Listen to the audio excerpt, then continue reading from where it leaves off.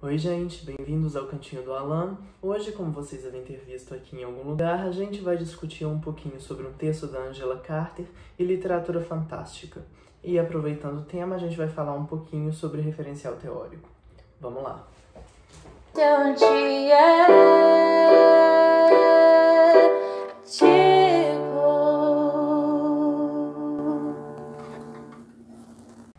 Quando a gente pensa em literatura fantástica, a gente vai ter várias vertentes teóricas que muitas vezes vão convergir entre si. E eu tô falando isso agora porque é importante que se entenda que muitas ideias vão alterar dependendo do referencial que você escolhe utilizar. Então, por exemplo, eu trouxe aqui para vocês dois referenciais que são o do Todorov e o do Roas. Todorov vai falar que o fantástico existe na dúvida. Ou seja, a literatura fantástica ela vai estar presente naqueles momentos em que não se sabe se aquilo é sobrenatural, não se sabe se aquilo é real, não se tem uma explicação certa. Então, a gente não teria textos em que no final é explicado por uma lógica.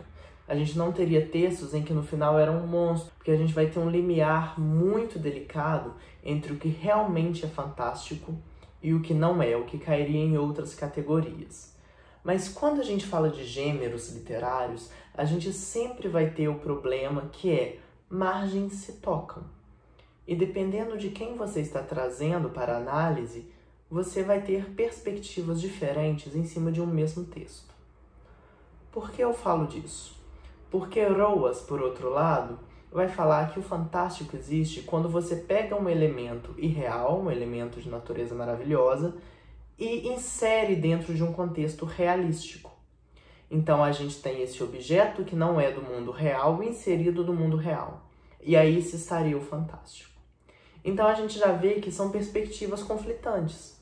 Porque se o Roas afirma que existe algo que não é real inserido no mundo real, então isso não é fantástico para o Todorov, que vai falar que necessariamente existe uma dúvida quando a gente fala de literatura fantástica.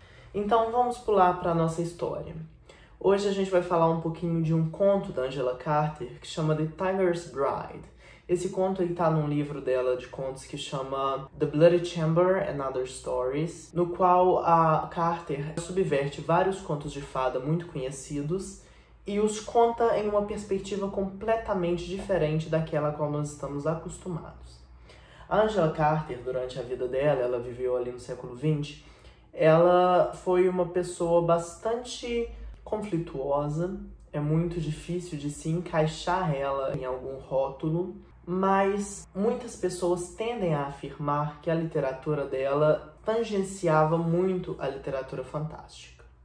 E por que eu escolho trazer para vocês o texto do The Tiger's Bride?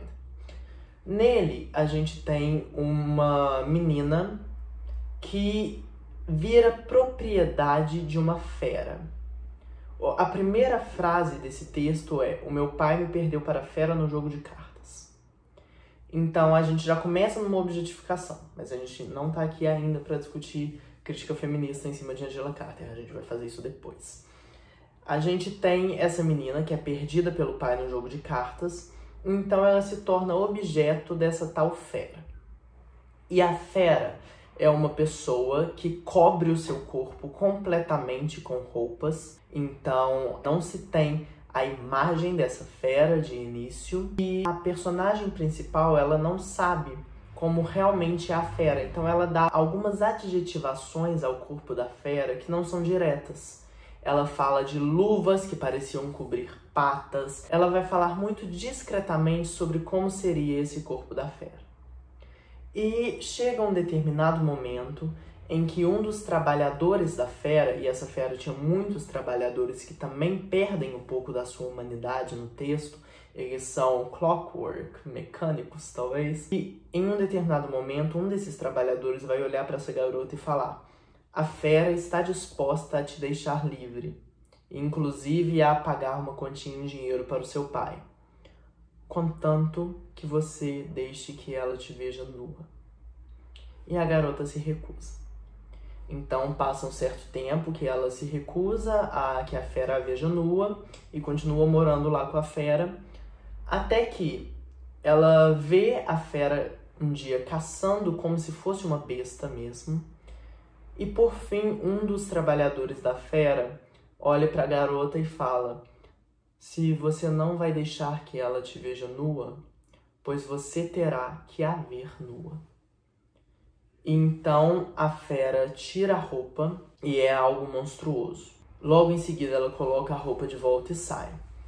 A garota é liberada para voltar para casa, mas ela não vai. E por fim, a fera lambe o corpo da garota até arrancar os pelos de dentro dela. Então a gente teria uma bestialização da nossa protagonista e uma subversão do que acontece no nosso clássico A Bela e a Fera, no qual a Bela beija a fera que se torna um príncipe. Aqui a gente tem a fera beijando a Bela e rasgando a pele dela para que os pelos possam sair. Um momento em que ela assume a própria bestialização humana, como se todos nós, por debaixo da pele, fôssemos pelos. E aí a gente entra na pergunta: isso é literatura fantástica? Depende. Vamos pensar pelo que eu falei. Todorov, isso é literatura fantástica? Não. Isso é maravilhoso. Porque a gente não tem dúvida se aquilo aconteceu, se está na cabeça da protagonista, se a fera realmente não é uma fera, se isso é um jeito de ela falar de uma pessoa muito feia, algo assim. Isso não acontece no texto. Não é uma dúvida. A gente tem aquilo factual. Então, para o Todorov, não seria literatura fantástica. Mas, se a gente pensar no David Roas, a gente vai ter isso enquanto literatura fantástica. A gente tem um objeto maravilhoso, que é essa figura da fera, inserida num mundo extremamente real, no qual o pai perde uma filha em um jogo de cartas. A gente tem esse realismo e dentro dele o elemento fantástico, que é onde David Roas vai afirmar: isso é literatura fantástica. Com isso, eu quis dar uma breve introdução para vocês em relação à literatura da Angela Carter, sugerir que vocês leiam o The Bloody Chamber and Other Short Stories, porque é um livro maravilhoso. E os contos de fadas sofrem uma subversão que é bastante interessante, especialmente para quem se interessa pelo terror ou pela crítica feminista. Também queremos falar que, com isso, a gente entende que várias perspectivas dependem do seu referencial teórico, que muitos pontos de vista podem ser defendidos a partir de onde você está buscando. Então, sempre que você for fazer uma pesquisa, for escrever algo de viés científico, lembre-se de encontrar algum suporte teórico que realmente apoie o seu ponto de vista. Lógico que você tem a liberdade de questionar outros suportes e entender que muitas coisas são perspectiva. O vídeo dessa semana é mais curto. Sábado estreamos o Antiético e a partir da semana que vem vamos começar a discutir um pouquinho de literatura atrelado aos nossos episódios do Antiético. Ficamos aqui, Anticorpos.